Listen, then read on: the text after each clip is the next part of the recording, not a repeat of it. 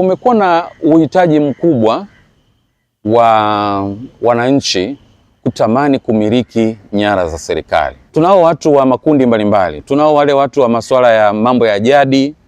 Watu hao wamekuwa wakitamani kumiliki nyara za serikali, lakini wapo watu pia wengine ambao wamekuwa wakimiliki visivyo halali. Kwa hiyo serikali iliona uhitaji huu.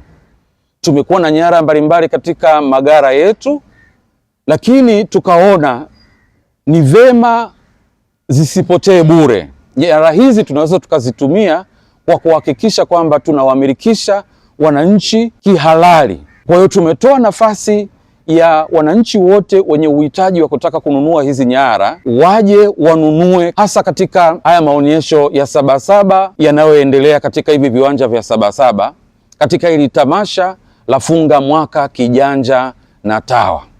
Tunayo fursa adhimu kabisa. Tunalo duka ambalo limesheheni nyara za wanyama wa aina mbalimbali.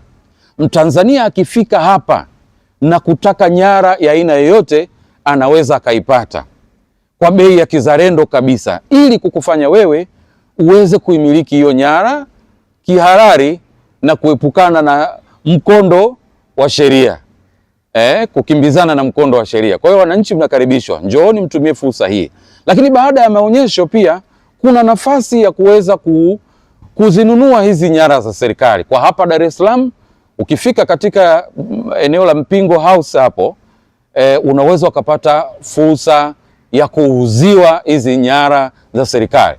Hivyo wananchi, jitokezeni kwa wingi, njooni mmiliki kihalali hizi nyara za serikali. Hii ni mali yenu, njooni mmiliki kwa kufuata taratibu zote za kisheria. Sisi kama serikali, sisi kama taasisi iliyo chini ya Wizara ya Maliasili, tuko hapa kuhakikisha kwamba tunawahudumia na kuwapa hii fursa adimu ambayo mmekuwa mkiulizia kwa muda mrefu.